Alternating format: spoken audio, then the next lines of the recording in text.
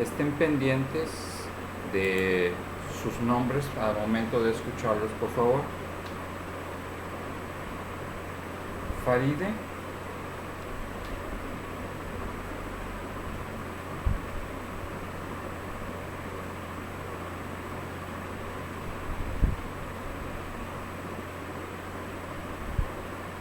Marbelis.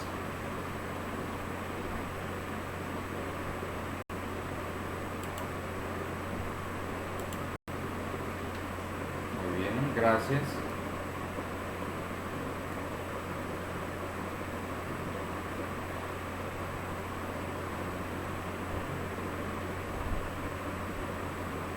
Wilber.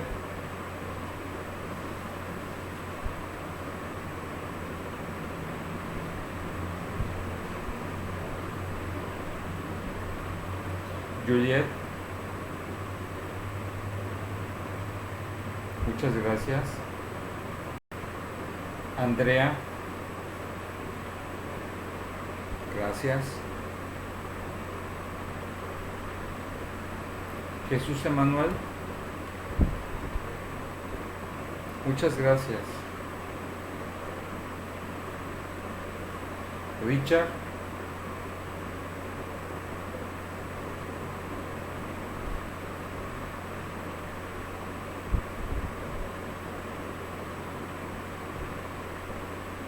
Valeria. Muchas gracias.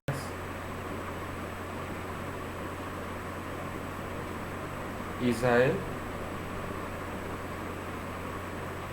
Muchas gracias.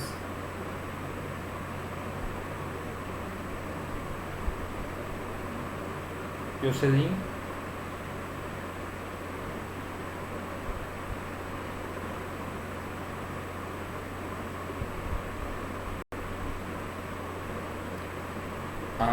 Gracias por avisarme.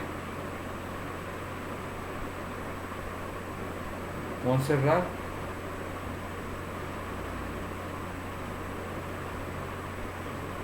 Muchas gracias. Y Anabeli.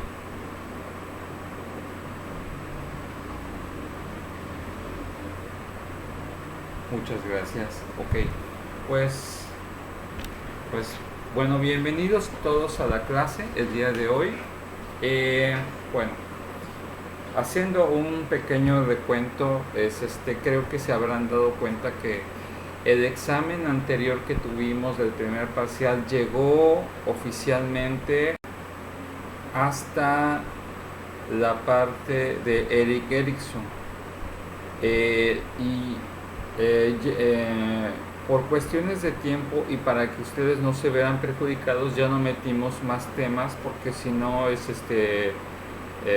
hubieran tenido dificultades con ello. Los demás temas que estuvimos viendo, desde etapas psicosexuales hasta el último tema que amablemente su compañera Juliet nos expuso, entrarían dentro de los temas que contemplaríamos nosotros para el segundo parcial, ¿sí? Es para que ustedes lo vayan tomando en cuenta desde Freud, desde etapas psicosexuales, el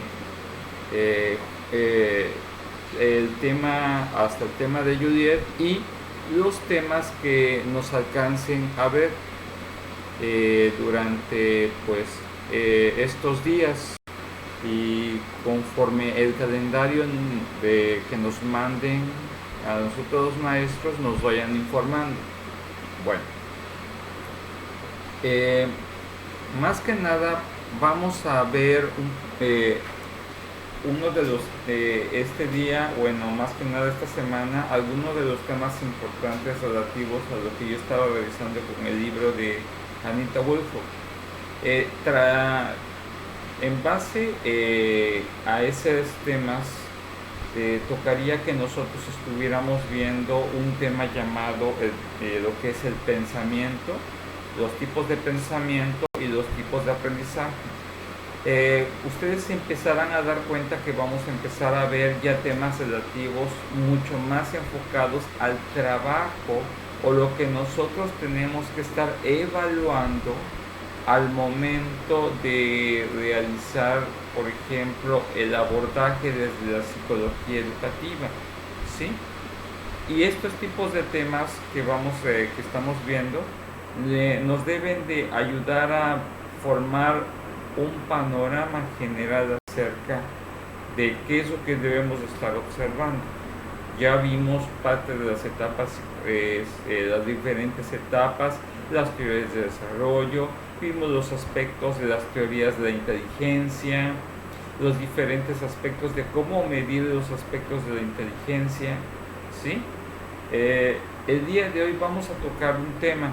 A lo mejor este tema de lo que es pensamiento, a lo mejor vaya a empatar con alguna otra materia que en algún momento, no sé si ustedes estén teniendo o vayan a tener el cuatrimestre siguiente, el semestre siguiente, pero de alguna otra forma espero que les sirva, y si ya lo están tomando este tema del pensamiento, pues les ayude a reformularlo. Bien. El tema de la palabra pensamiento vamos a verlo en diferentes aspectos, ¿sí? Lo importante en cuanto al tema de lo que es el pensamiento, es importante que nosotros lo definamos muy bien, que lo podamos categorizar exactamente qué es el pensamiento. Vamos a ver lo que es en cuanto a este tema, las definiciones en cuanto a lo que conlleva qué significa la palabra pensamiento, cómo son las diferentes definiciones, acepciones y concepciones del pensamiento. Estaremos también viendo el aspecto de cómo vamos a definir el término mente. Veremos algunas de las características estructurales del pensamiento. Estaremos también tratando los tipos de pensamiento de acuerdo a los aspectos generacionales, y nos enfocaremos por último en los tipos de pensamiento de tipo cognoscitivos, que es prácticamente ya más centrado en el aspecto del tema que nosotros nos interesa o nos aboca más en lo que es la psicología educativa. Bueno, en la primera parte de lo que es el pensamiento, me gustaría escuchar sus opiniones. Cuando ustedes escuchan la palabra pensamiento, ¿qué es lo primero que a ustedes se les viene a la mente, muchachos? ¿Sí? Escucho sus opiniones de cada uno. Para ustedes, ¿qué es el pensamiento?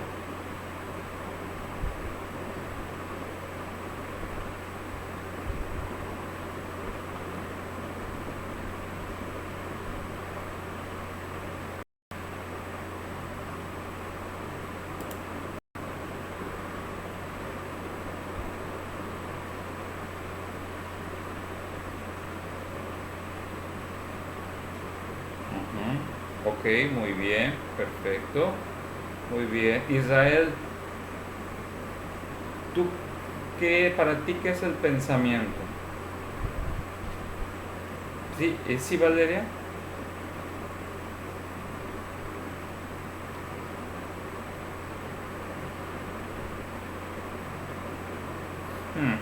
Muy bien. Ahora sí, Israel. Muchas gracias, Valeria. Ahora sí, Israel.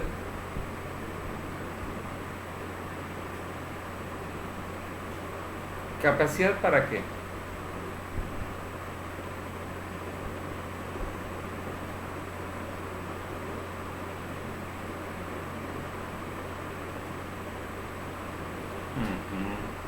Bien, ok.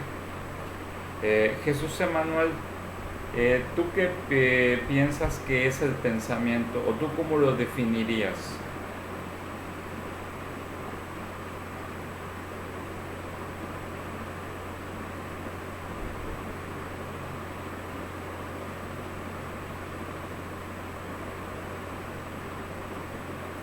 ¿Puedes decirlo más fuerte? Te escuché un poco bajo, discúlpame.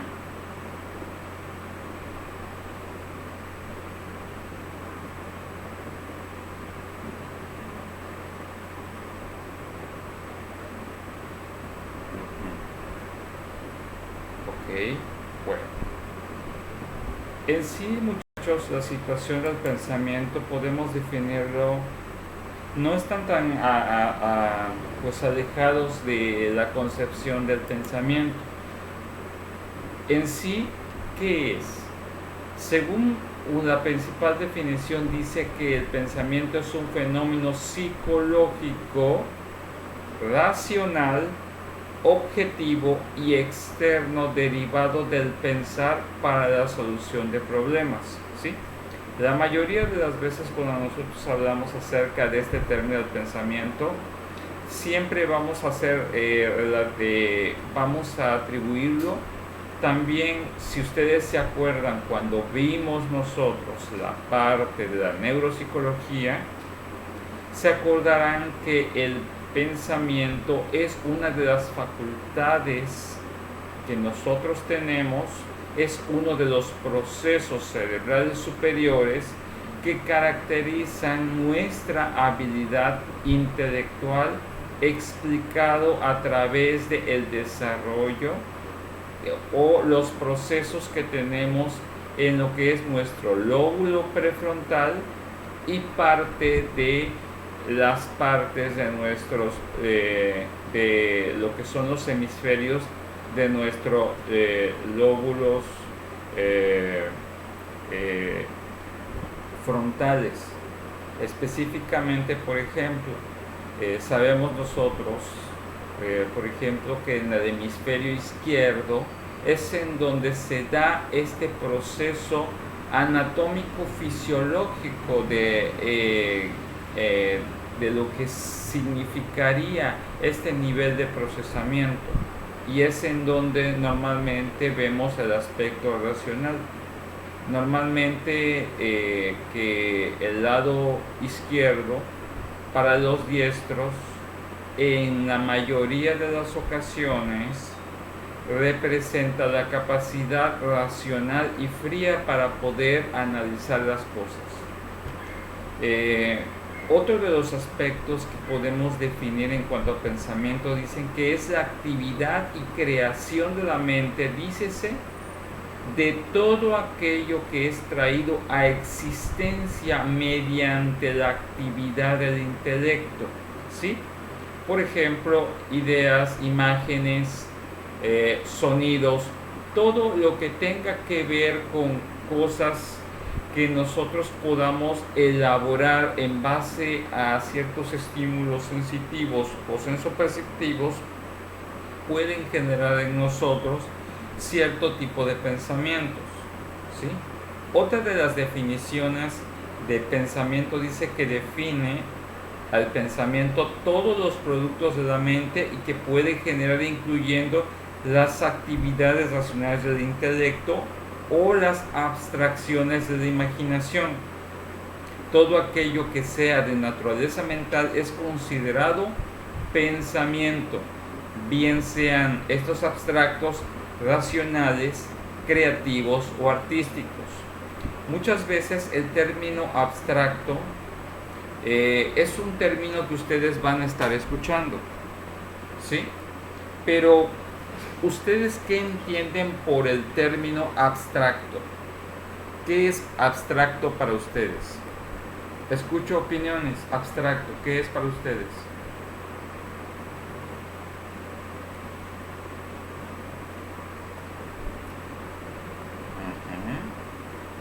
Puede ser, muy bien. ¿Qué otra cosa ustedes relacionan con la palabra abstracto?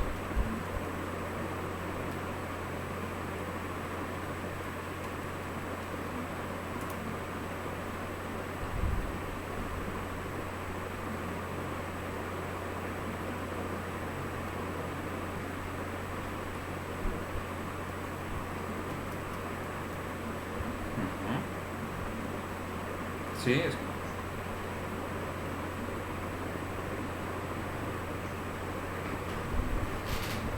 Sí, de hecho sí.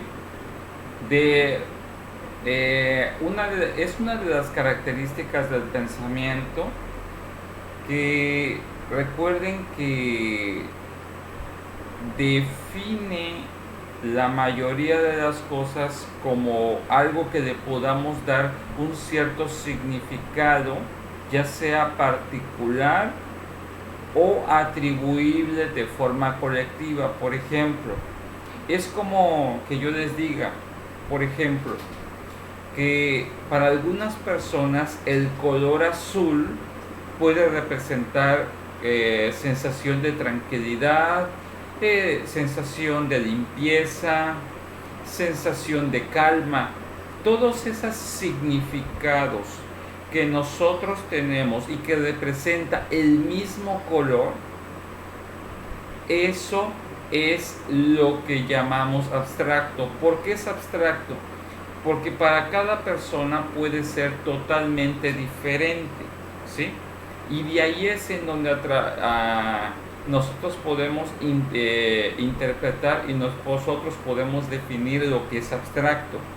Por eso muchas veces este aspecto de lo abstracto conlleva mucho de cómo la persona percibe y le da aspectos significativos a las cosas, a los colores y a los diferentes estímulos. Eso es lo que le hace diferente. Algo abstracto es algo que normalmente nosotros le vamos a dar ese proceso interpretativo, ese proceso significativo particular. Nosotros podemos estar viendo lo mismo, pero no vamos a estar viéndolo de la misma forma o no le vamos a estar atribuyendo el mismo significado. Cuando nosotros estamos haciendo eso, estamos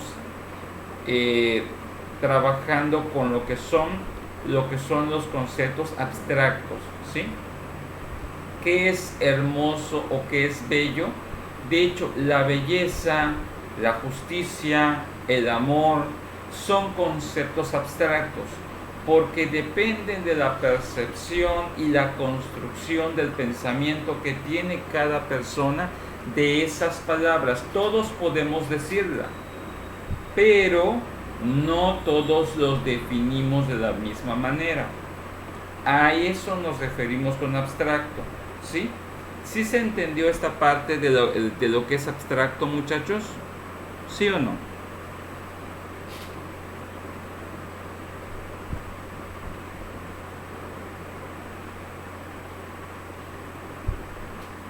Así es, efectivamente. Por eso, de alguna otra forma, esta característica abstracta la desarrollamos, según como nos decía Piaget, cuando nosotros estamos a partir de la etapa de operaciones formales, ¿sí? Si ustedes se acuerdan, cuando estuvimos viendo en la etapa de operaciones concretas, el pensamiento prácticamente concreto, que en este caso es lo que caracteriza a los niños de primaria, lo que tú le das al niño, eso es lo que acepta y no lo discute. Dice así es y punto. Pero a partir de los 12 en adelante, cada quien va construyendo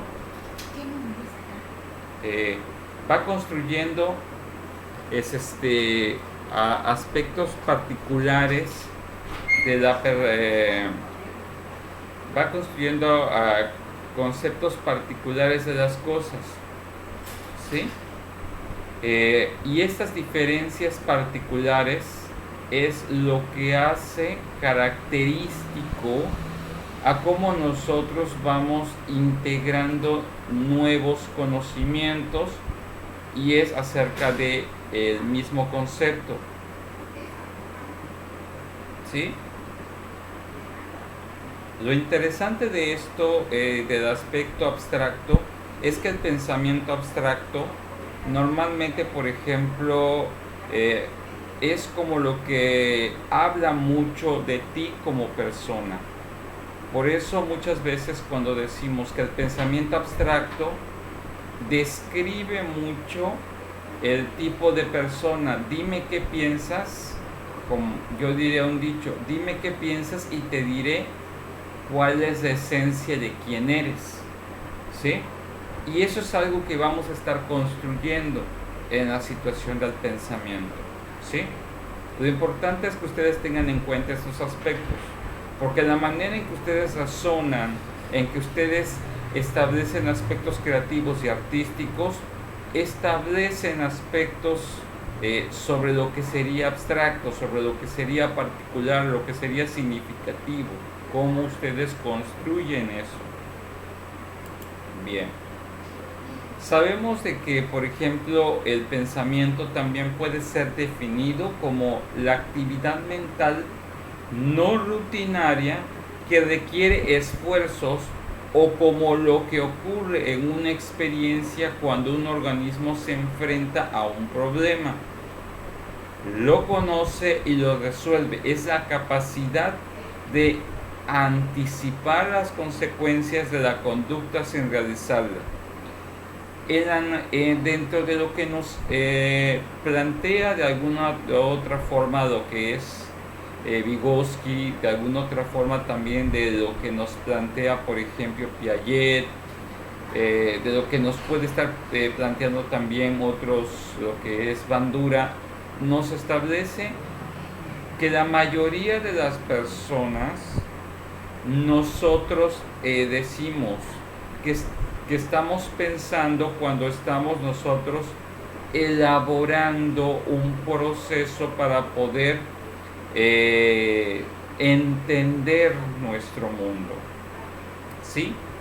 Lo interesante de esta capacidad de anticipar las consecuencias antes de la conducta es que nosotros, ahora sí que como lo voy a hacer la comparación, como que vemos la situación y lo vemos en diferentes versiones de qué haríamos si hacemos esto, cuál sería el resultado, ¿sí? ¿Cuál sería el resultado de esto? Antes de que sucedan las cosas, ¿sí? Eso es lo interesante de esto, de la situación del pensamiento, ¿sí? De que nosotros podemos en nuestra mente ver los diferentes escenarios de lo que puede estar sucediendo y qué pasaría si yo hiciera esto. Ahí está la actividad del pensamiento. Por ejemplo, cuando le decimos a una persona, oye, es que actuaste sin pensar. Cuando le decimos a una persona que actuó sin pensar, ¿ustedes qué entienden de esa expresión?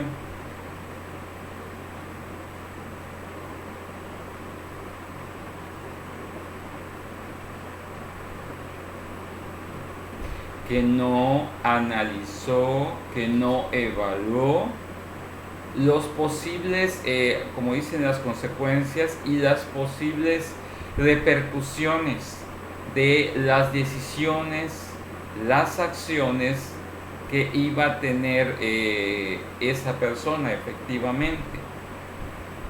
La mayoría de las personas, por ejemplo, cuando les decimos esa expresión, es que normalmente nosotros por eso decimos que el pensamiento no es una actividad rutinaria, porque no siempre actuamos de forma sistemática para resolver las cosas. A veces nosotros podemos hacer las cosas de forma prácticamente en automático, como en piloto automático. Por ejemplo, a veces ustedes tienen un aspecto en su vida, como ciertas actividades durante el día, que ya las hacen sin pensar y ya hay una programación automática para hacerlo, ¿sí? En el que su cuerpo simplemente entra en una especie de programación. Para que nosotros califiquemos el aspecto del pensamiento, es que la persona tiene que traer a la conciencia qué es lo que va a hacer, cómo lo va a hacer, qué pasaría si hiciera esto, si no lo otro.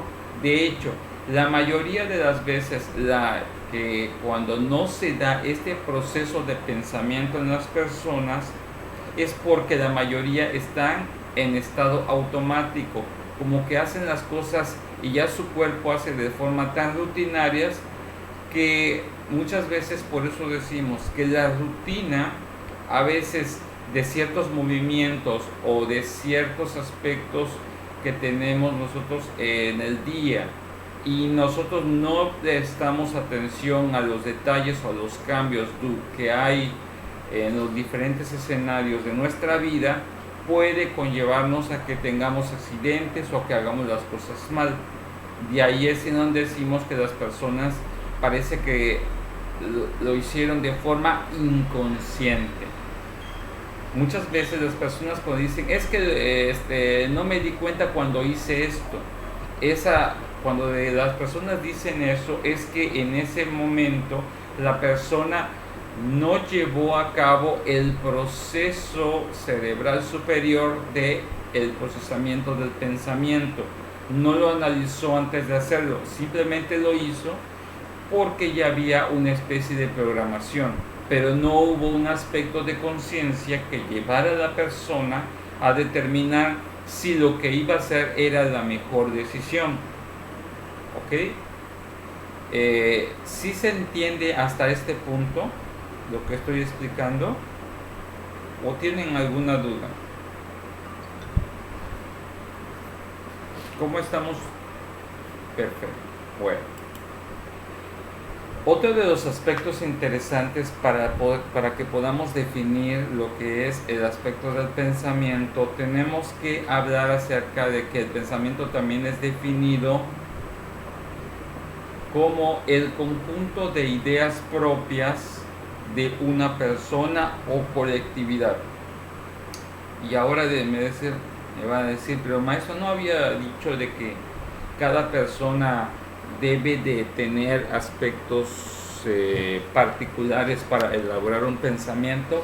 Sí, pero el aspecto del pensamiento colectivo, y esto es algo que ustedes tienen que entender, un pensamiento colectivo es un proceso en el cual no significa que las personas piensen lo mismo al mismo tiempo, como si fuera un pensamiento en colmena. No, el hecho es cuando un pensamiento colectivo se da en la realidad, es cuando las personas, de acuerdo a su propio proceso, llegaron a una misma conclusión o hay una especie de similitudes en cuanto a ciertos puntos de vista sobre las conclusiones de su proceso de pensamiento, y de allí podemos determinar que este pensamiento colectivo se retroalimenta entre lo que yo pienso y tú piensas y se crea algo mucho más abstracto, mucho más complejo, y podemos establecer que muchas veces nosotros podemos compartir ideas, imágenes y pensamientos y que en la colectividad se retroalimenta y pareciera que pensamos exactamente lo mismo. Pero el hecho de que el resultado o las conclusiones a las que lleguemos sean las mismas hace que mi pensamiento se retroalimente con el pensamiento del otro, porque llegamos a la misma conclusión, y por lo cual esto viene a confirmar y a solidificar mis propios procesos y mis propias conclusiones. De ahí es cuando muchas veces aspectos como la afectividad en cuanto al pensamiento se viene afirmando. ¿Qué significa?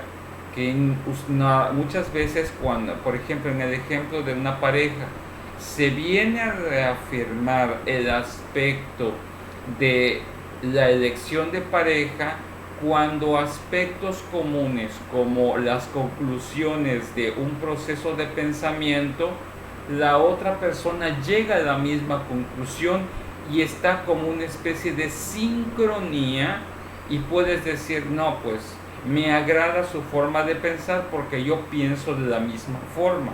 Ahí es cuando establecemos un aspecto de una colectividad de tipo pensamiento, ¿sí? Y es cuando muchas veces nos encajamos a través de este proceso. A veces, muchas veces en la elección de pareja o en el establecimiento de parejas, es más el aspecto del proceso de pensamiento que el atractivo físico.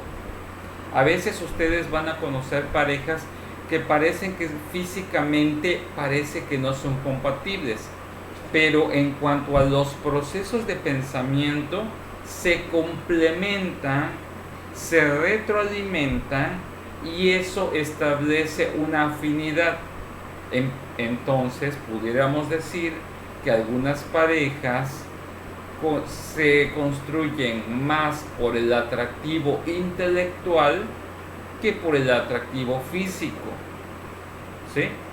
Y a veces ustedes podrán decir, bueno, pero pues es que me parece atractivo. Incluso este aspecto de que ustedes tengan una pareja que su pareja les parezca atractiva, es una construcción del pensamiento que ustedes le atribuyen, y lo mismo se retroalimenta de la otra parte de su pareja, que ustedes le es atractivo a esta pareja, y por lo cual a lo mejor, por ejemplo, personas que están fuera del ámbito de pareja dirán, bueno, pues no es tan bonita o no es tan guapo, pero entre ellos han construido en su pensamiento que tanto ella es bonita como para ella el otro es guapo.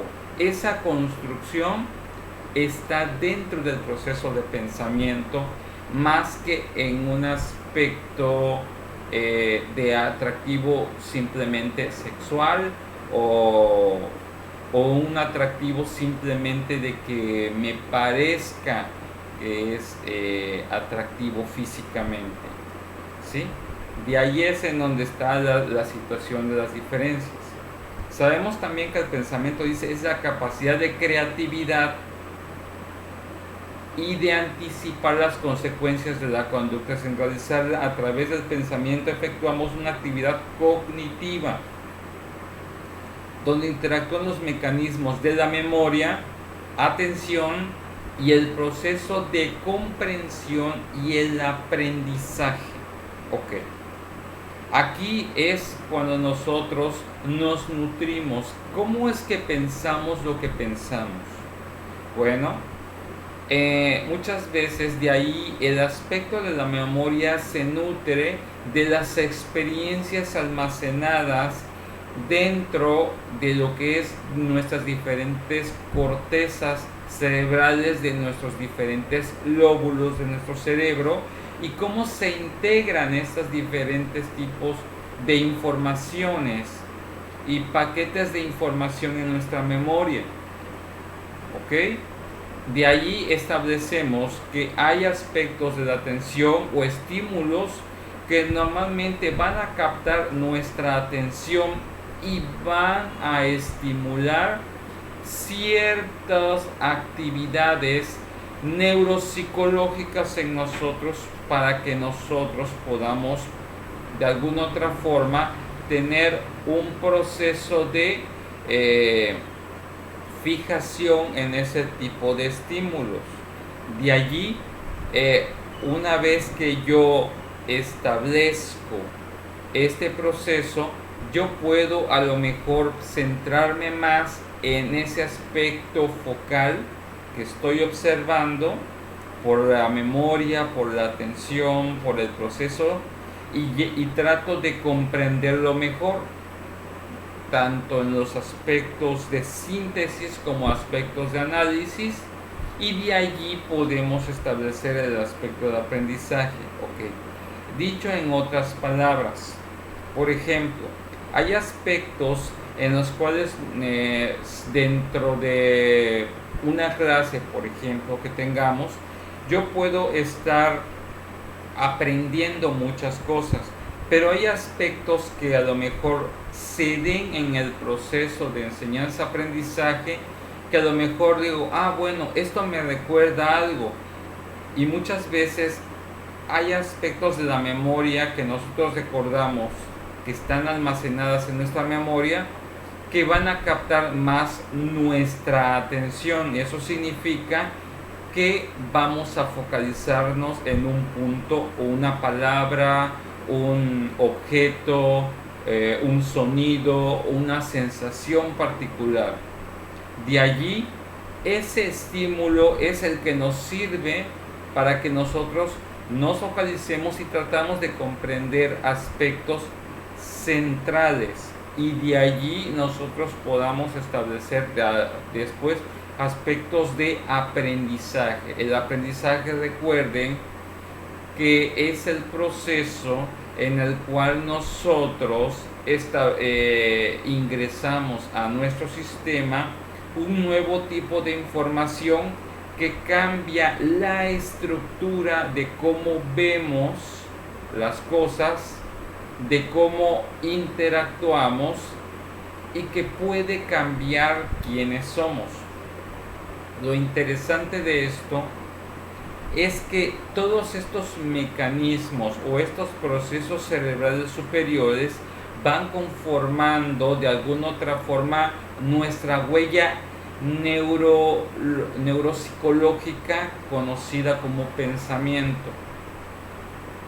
Lo que yo pienso va a estar estableciendo en base a los aspectos que yo puedo abstraer de la memoria, en qué me fijo a través de la atención, qué sí puedo comprender o en qué decido comprender o qué decido no comprender, y qué decido aprender o resistirme a aprender.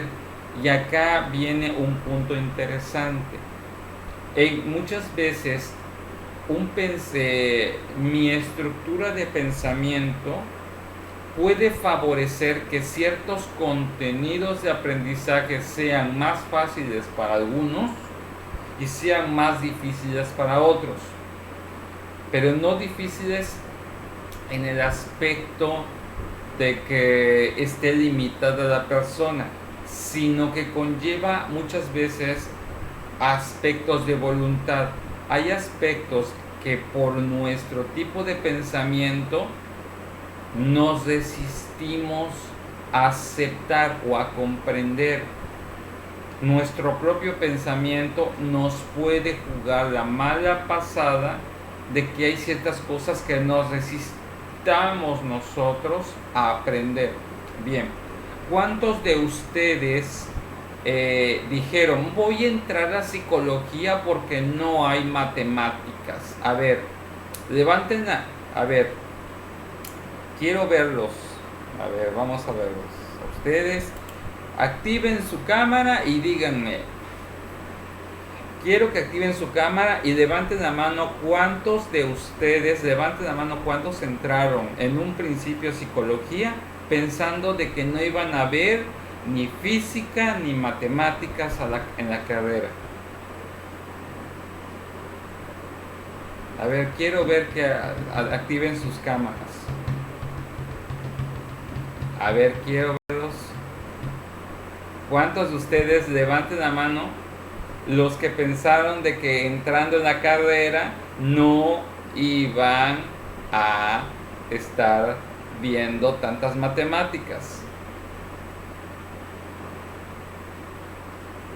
¿Alguien lo pensó de los que están en clase? ¿O todos lo consideraron que iban a haber matemáticas en la carrera? ¿Alguien lo vio? ¿Alguien consideró, digo, pues mejor me meto a psicología, ahí no hay matemáticas? ¿Alguien lo pensó? Sean honestos.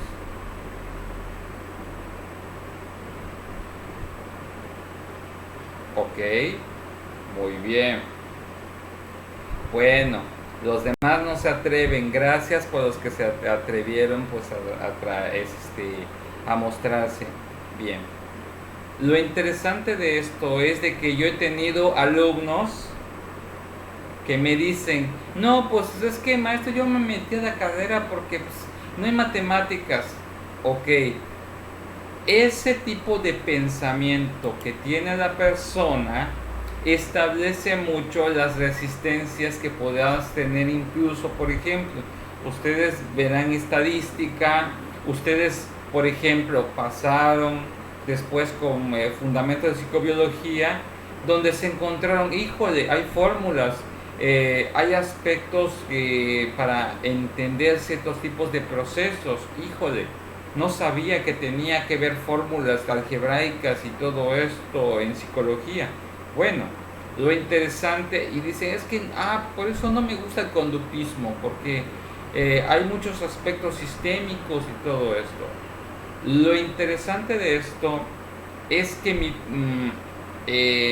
ese tipo de pensamiento que la persona tiene puede estar obstaculizando que ella misma pueda aprender. Incluso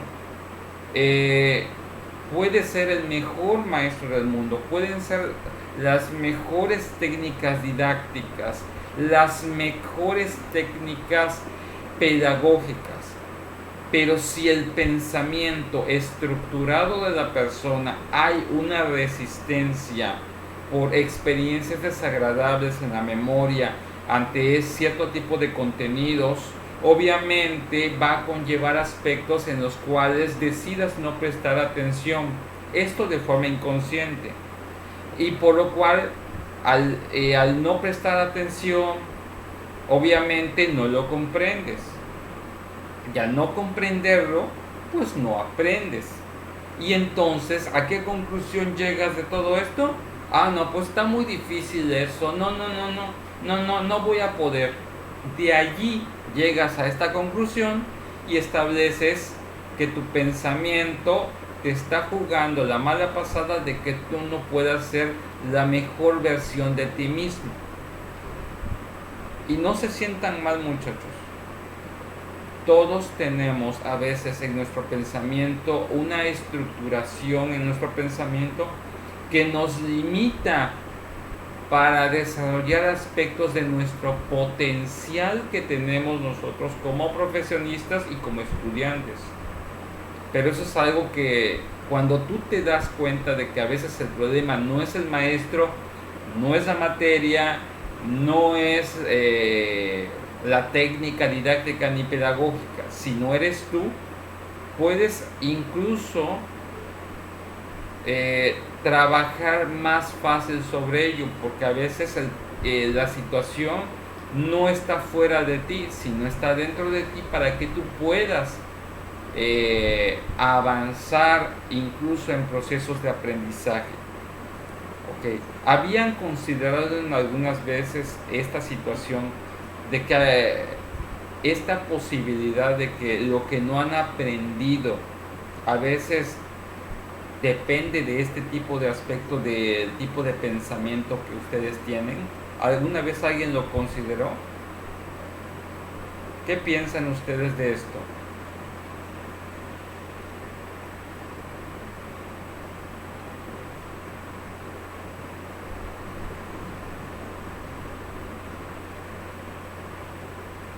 ¿Qué piensan ustedes?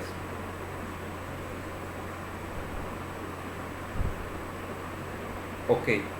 A ver, que si ustedes en algún momento habían considerado de que en lo que en el pasado alguna vez se les dificultó aprender, a alguien que le haya dificultado aprender algún contenido, algún tema, pudiera ser causa del tipo de pensamiento que tenía la persona. Que digas, no, pues pues a lo mejor como yo pensé que y así yo consideré que está muy difícil, por eso nunca lo aprendí, por mi tipo de pensamiento.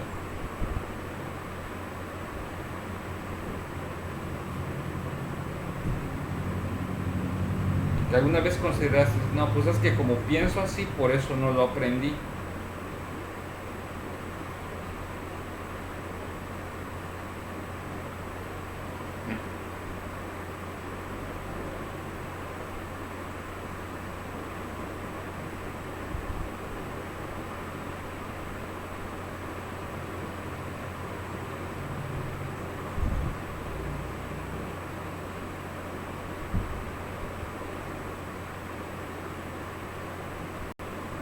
Ok, ok. Lo que acabas de hacer es un ejemplo claro de una estructuración de pensamiento con una influencia del aspecto de la afectividad, de la filiación. Pero esto es parte del proceso de pensamiento. Todo está relacionado con el aspecto del pensamiento y a veces dices tú, ¿cómo es que el aspecto afectivo influye en el aspecto del aprendizaje? Todo influye, pero influye como el significado que le damos a ciertas experiencias. Dice, no, pues, y de ahí está este proceso de que nuestros pensamientos puedan decir, porque la materia pues sigue siendo la misma, los contenidos siguen siendo los mismos. ¿Qué es lo que cambia? Uno de los procesos en los cuales falla o reestructura de forma diferente nuestro pensamiento y por lo cual nosotros podemos estar actuando y reaccionando de forma diferente. Pero en sí, eso es algo que nosotros vamos a estar indicando de esta forma, que el pensamiento en general implica una actividad global del sistema cognitivo. Esto es global, ¿sí? Cuando decimos que esto es global y que intervienen todos los mecanismos, tanto de la memoria, la atención, los procesos de comprensión y aprendizaje, todo conlleva al mismo tiempo, ¿sí? Y todo se da al mismo tiempo. ¿Por qué es una actividad global la situación del pensamiento? Porque lo que pienso establece de acuerdo a lo que recuerdo, lo que pienso establezco de acuerdo a lo que yo focalizo mi atención o lo que me concentro. Lo que pienso establece si lo comprendo o no lo comprendo, y si lo aprendo o no aprendo, o si hay algún cambio en mi estructura de conducta.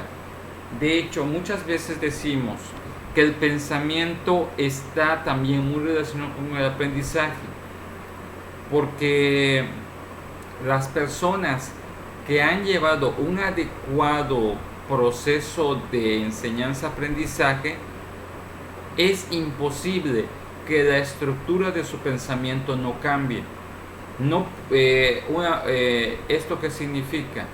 Después de aprender algo, tú ya no puedes ser la misma persona porque tu estructura de pensamiento debió haber cambiado. Desde esta perspectiva decimos que el aspecto del aprendizaje conlleva no solamente a que aprendí algo, sino que ya no eres la misma persona después de ese conocimiento. Antes de esto, a lo mejor tú tenías una noción de algo, pero después cuando tienes las bases de algún contenido, ya no puedes ser la misma persona, y por lo cual tu forma de pensar y tu forma de estructurar tus pensamientos ya no va a ser el mismo, ¿sí? Esto es algo que vamos a estar implicando, y desde la perspectiva de la definición de aprendizaje, es decir, después de aprender algo, no puedes ser la misma persona. Lo que ustedes han aprendido desde el primero hasta este semestre, tienen que ser honestos consigo mismos en cuanto a que, aun cuando se puedan ver físicamente igual, a nivel interno y a nivel neuropsicológico, ya son personas totalmente diferentes. Y eso conlleva un avance en su proceso de aprendizaje, porque no es simplemente estudiar. El estudiar una materia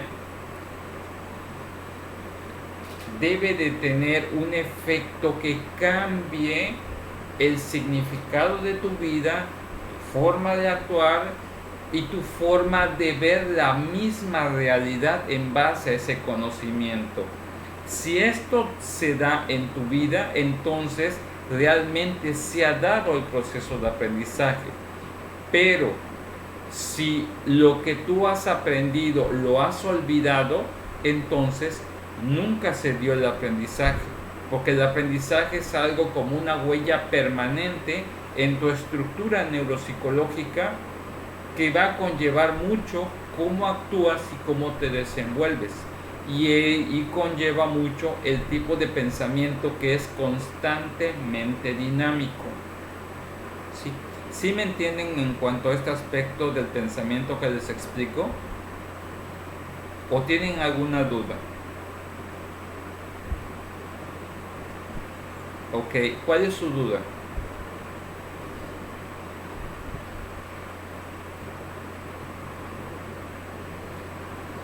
Bueno, en general, por ejemplo,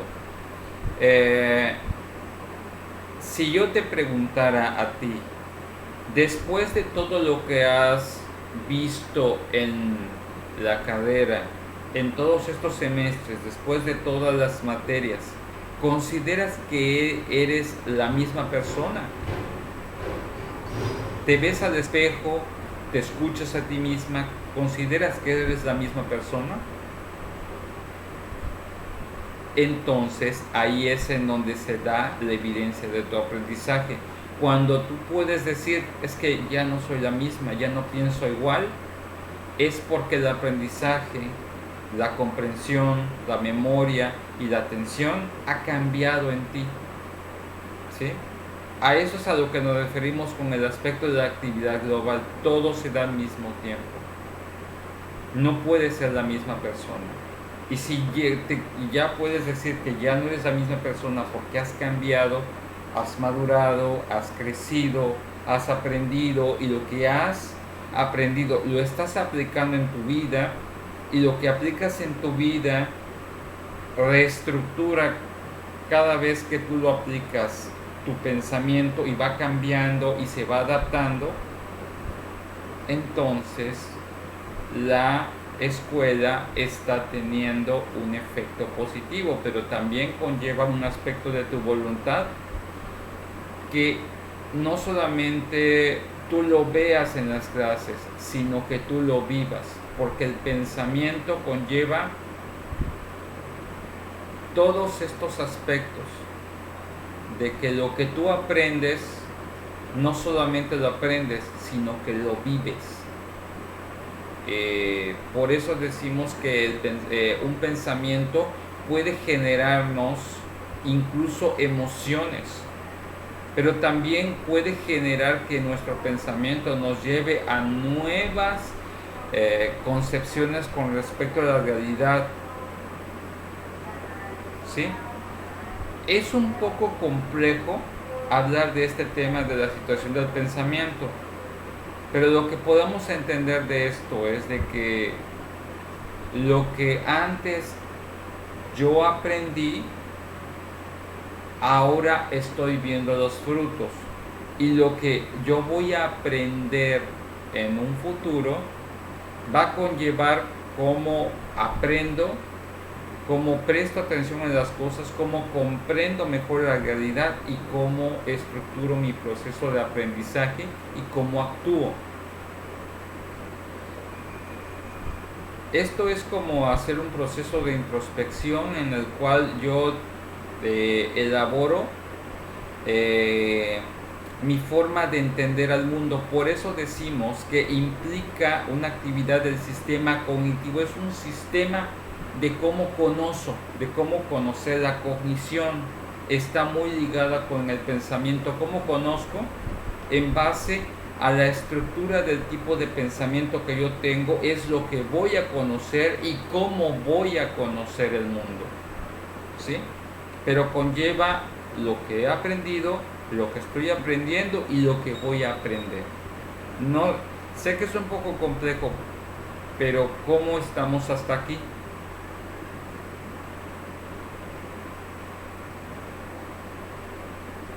Perfecto, muy bien. Bueno, sabemos también que el pensamiento el proceso de pensamiento es un medio de planificar la acción y de superar los obstáculos entre lo que hay y lo que se proyecta. ¿Qué significa esto? Muy bien, sabemos de que nosotros tenemos muchas actividades que hacer en el día y a veces tenemos que resolver muchas situaciones que se nos presentan. ¿Ok? Lo interesante de esto es, ¿qué sucede con nosotros cuando se nos presentan esos obstáculos? ¿Cómo veo yo esos obstáculos? ¿Y cómo me veo enfrentando esos obstáculos? ¿Los enfrento? ¿Los evado? ¿Pido ayuda para enfrentarlos? Eso va a conllevar el aspecto del pensamiento de qué hacer y en qué momento a veces nosotros nos podemos apoyar y poder definir ciertos límites entre lo que podemos nosotros resolver por nosotros mismos y lo que a veces necesitamos que otras personas nos ayuden a entender. Por eso muchas veces la mayoría de nosotros en psicología, ¿con qué trabajamos? Con el pensamiento de la persona. Recuerden que en un proceso terapéutico que podemos estar trabajando, trabajamos no con la emoción, sino con el pensamiento que está teniendo la persona con respecto a dicha emoción. Ese es nuestro trabajo, ¿sí? Y me dirán, pero ¿por qué no trabajamos con la emoción? Porque las emociones son innatas, las emociones surgen muchas veces, no podemos evitar. Es como decir, una emoción es como un río que fluye, simplemente se da la emoción. Lo que sí podemos nosotros modular y cambiar es el pensamiento de las personas, o hacer que las personas se hagan responsables de sus propios pensamientos y cómo los enfrentan. De ahí es la importancia de que en un proceso terapéutico nosotros trabajamos más que nada con la reestructuración de pensamientos de las personas para que sus acciones sean asertivas en ellas. ¿Sí? Es nuestra idea. Por eso muchas veces en un proceso terapéutico tenemos que entender y comprender cómo se da esta estructuración del pensamiento en las personas primero, antes de trabajar. Por eso de allí es en donde decimos que el psicólogo no aconseja, el psicólogo orienta y sirve de ayuda para que la persona pueda reestructurar su pensamiento y pueda trabajar con los aspectos conflictivos de su vida, pero nunca aconsejamos, ¿sí? Así que si alguien intenta que les den un consejo, absténganse, porque lo único que ustedes están haciendo al dar un consejo es dar o desarrollar un proceso subjetivo en cuanto a una situación de cómo ustedes lo resolverían, pero realmente no garantiza que eso sea la mejor solución ante la problemática del otro, porque el pensamiento es propio de la persona o propio de las personas, pero no es algo que nosotros podamos resolver, podamos ayudar como apoyo a los demás para reestructurar su pensamiento en cuanto a cómo enfrentar sus obstáculos y cómo se proyectan hacia dichos obstáculos. ¿Sí me entienden en cuanto a este aspecto, muchachos? ¿Por qué nunca aconsejamos? ¿Sí o no? Ok. Entonces, cuando alguien les pide un consejo, no lo den. Toda consulta conlleva causa de honorarios, así que eviten eso. Bien. Otro de los aspectos del pensamiento dice que el pensamiento se podría definir como imágenes, ensoñaciones o esa voz interior que nos acompaña durante el día y en la noche en forma de sueños. Muchas veces en un proceso terapéutico algunas personas nos pueden platicar sus sueños. Lo interesante es de que esas imágenes que vienen de la memoria o la estructuración de las personas van a conllevar un significado abstracto especial para la persona. Muchas veces cuando en un proceso terapéutico la persona le conflictúa cierto tipo de sueños que tiene, es porque esos sueños tienen una característica que muchas veces a nivel lógico es difícil comprenderlas. Sin embargo, lo interesante acá es en un proceso de análisis para poder trabajar con la persona sobre qué significa o qué piensa o qué significado le da a ese tipo de estímulos o ese tipo de imágenes que tiene la persona. ¿Qué significa para eso? ¿Cómo se siente ante dichas imágenes?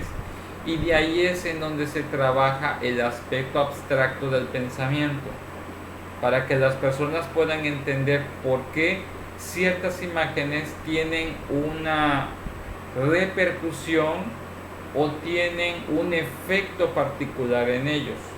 De ahí es en donde trabajamos mucho, porque a veces ciertas personas, por ejemplo, ciertas imágenes o ciertas condiciones o ciertos colores pueden provocar ciertos estados o ciertas reacciones en las personas, porque todo estímulo sensoperceptivo va a conllevar en algún momento, de alguna otra forma, un aspecto abstracto del pensamiento que va a tener un efecto en la estructura psíquica de nuestra persona, ¿sí?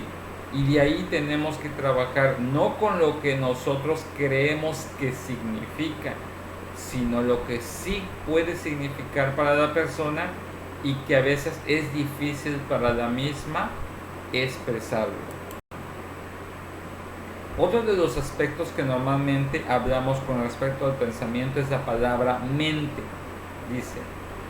Mente, es el nombre más comúnmente dado al entendimiento y a la conciencia, que son combinación de capacidades como el raciocinio, la percepción, la memoria y la imaginación y la voluntad. Ok.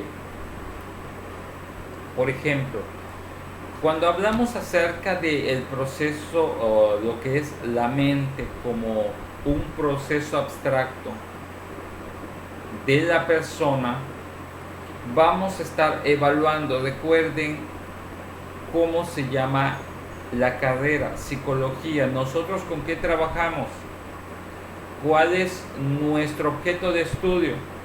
¿Cuál es nuestro objeto de estudio, muchachos?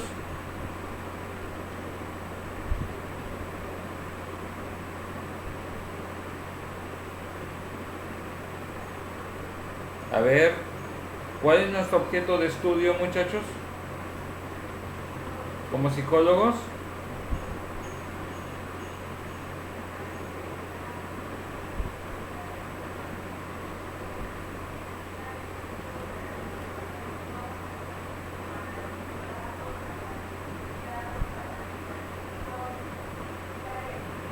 A ver, Anabel, ¿cuál es nuestro objeto de estudio de la carrera?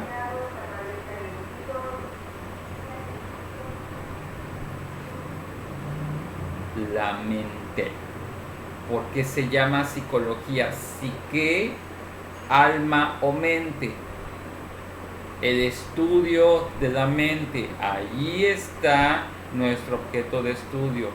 En el nombre de nuestra profesión, ahí está nuestro objeto de estudio. Logos, estudio o tratado de qué? De la mente. Ahí está la misma respuesta. El comportamiento humano es consecuencia de la estructuración de la mente. La mayoría de las personas sí ven el comportamiento, sí, pero el comportamiento es el resultado del proceso de cómo se da la mente, cómo vemos el aspecto de cómo razonamos, qué es lo que percibimos, qué es lo que recordamos, qué aspectos hacen que nosotros nos imaginemos o creemos en nuestra mente y qué hacemos o qué estamos dispuestos a hacer. Este aspecto de las características de la mente es lo que conllevan parte de también el aspecto del pensamiento, ¿sí? Porque normalmente hablar de la mente es hablar de estos aspectos que no tiene una forma específica, es amorfa la mente, no tiene color, no tiene forma, no tiene olor, pero existe. ¿Por qué? Porque están estas manifestaciones a través de las respuestas que damos y de los tipos de procesos que establecemos. Recordemos, cuando hablamos de mente tenemos que hablar de que tiene dos tipos. Los procesos inconscientes, que es lo que a veces es difícil llegar de forma por así decirlo, fácil, y lo consciente, que también abarca funciones no intelectuales y funciones afectivas. Lo interesante de lo inconsciente es prácticamente la base o la esencia de lo que somos. Lo consciente sería lo que mostramos o hacemos hacia el exterior. Las funciones no intelectuales acerca de cómo hacemos las cosas y cómo manifestamos los aspectos afectivos y ante qué aspectos afectivos somos más propensos y ante cuáles aspectos somos más renuentes. Y todo tiene que ver con el aspecto del pensamiento, pero cómo construimos esta mente, cómo estamos estructurando este aspecto mental, el aspecto de la famosa estabilidad mental está establecido en el cual mi raciocinio, mi percepción, mi memoria, mi imaginación, mi voluntad y mis aspectos afectivos, intelectuales, conscientes e inconscientes estén debidamente alineados a las circunstancias y al momento histórico en el que estamos viviendo.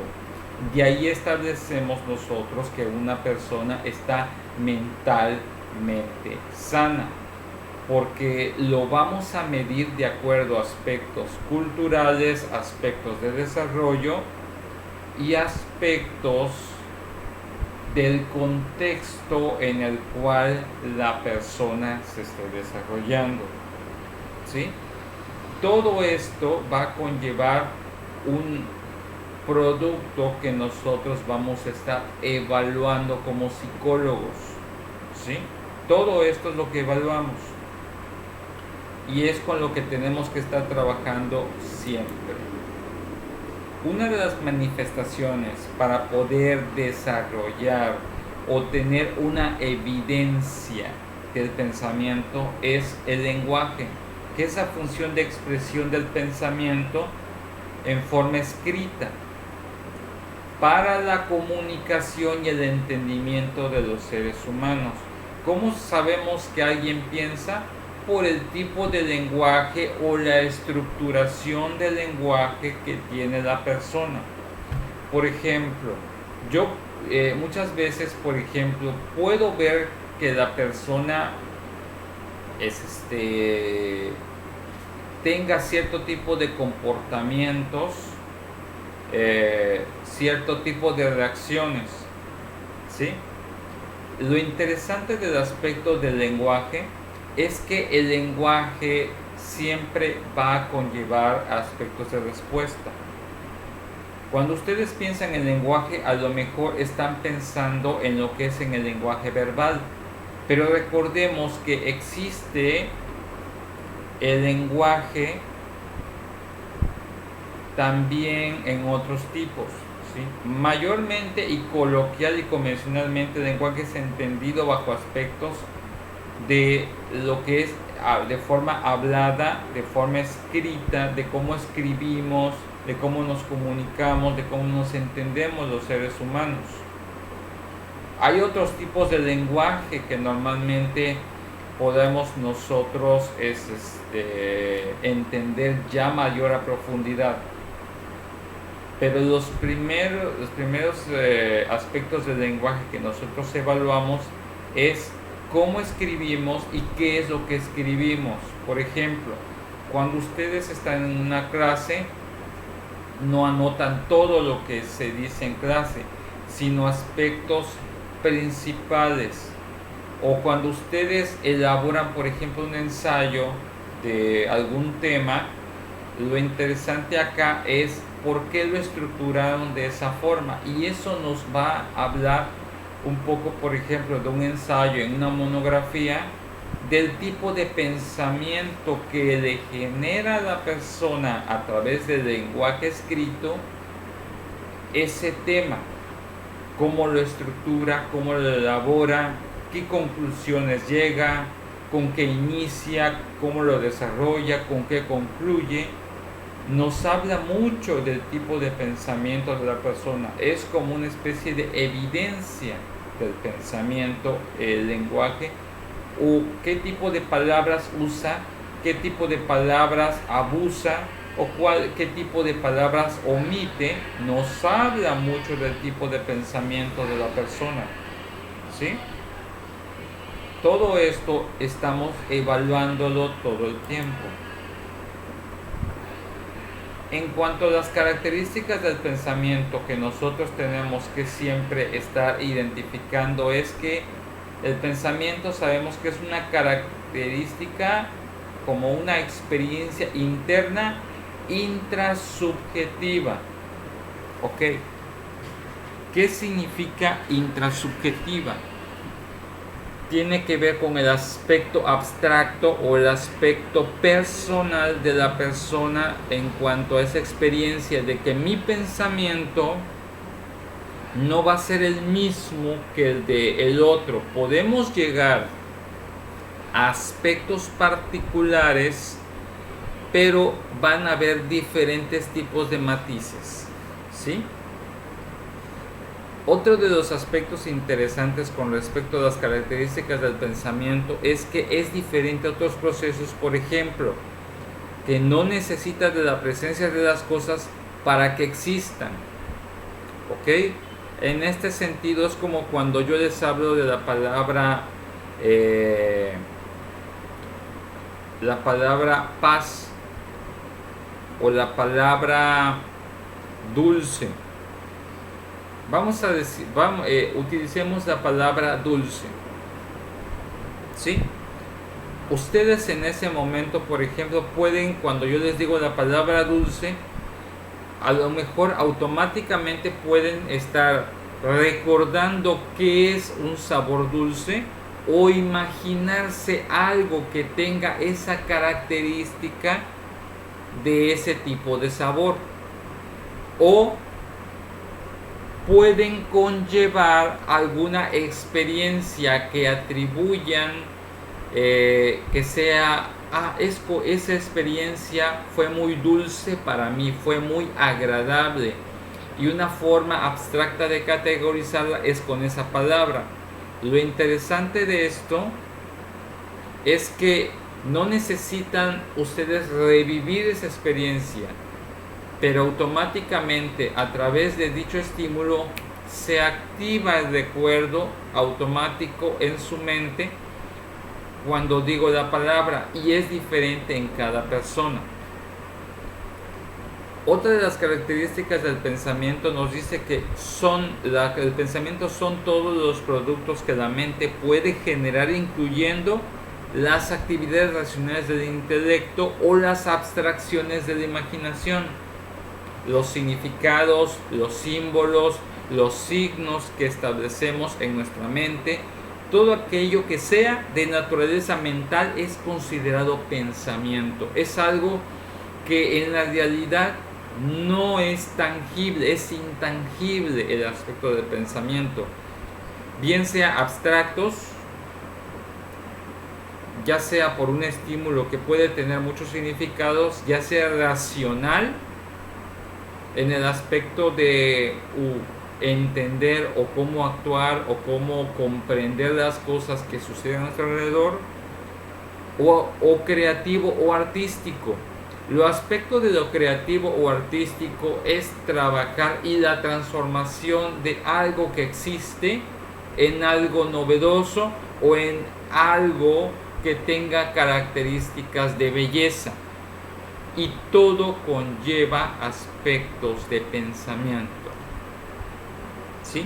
Esta es una manera de poder describir o categorizar el aspecto de las características de un pensamiento. ¿Sí? Otra de las características del pensamiento es que en un pensamiento existen patrones que tienen un comienzo en el pensamiento y hace que el pensamiento tenga un final. Por naturaleza tenemos una característica. Sabemos que cuando llega un pensamiento podemos nosotros entender qué lo originó, qué lo desarrolló y en dónde va a terminar ese tipo de pensamiento, ¿sí? Siempre un pensamiento va a conllevar aspectos de terminar un tipo de ciclo. Yo sé por qué surgió ese pensamiento en mí y sé hacia dónde se dirige ese pensamiento. Si hacia una actitud, hacia una reacción, hacia un comportamiento, hacia un proceso ante una problemática que desarrollar, siempre hay estos aspectos. Otra de las características del pensamiento dice que esto sucede en milésimas de segundo. A su vez, miles de comienzos y finales hacen de esto un pensamiento lógico. Lo interesante de esto es que mientras más rápido sea y podamos tener varios pensamientos al mismo tiempo, nuestro pensamiento se vuelve mucho más eficiente. Y el pensamiento lógico establece siempre esta naturaleza, que sabemos dónde comenzó y sabemos dónde va a terminar. Y siempre hay el cierre en cuanto a este tipo de proceso. Normalmente la naturaleza de un pensamiento siempre tiene un desenlace o una conclusión o un punto de meta a donde llegar. Depende del medio exterior y para estar en contacto con ello dependemos de los 5 sentidos, ¿sí? Cuando un pensamiento se desarrolla, por ejemplo, ¿cómo construimos nosotros algo? De alguna otra forma, nuestros sentidos están relacionados o están conectados de alguna otra forma sobre aquello para que la experiencia pueda ser vivencial. Nuestro pensamiento tiene que interactuar con todos nuestros 5 sentidos, tanto el sabor, el olfato, la vista, el oído, el tacto. Por ejemplo, ¿cómo construimos la idea de placer? Un estado absoluto de placer, por ejemplo, establecemos la experiencia de que habrán aspectos de nuestro sentido de gusto, de nuestro sentido de vista, de oído, de tacto, de olfato que van a terminar de construir todo lo que conlleve el concepto de placentero para poder estructurarlo y categorizarlo. ¿Sí? Bien.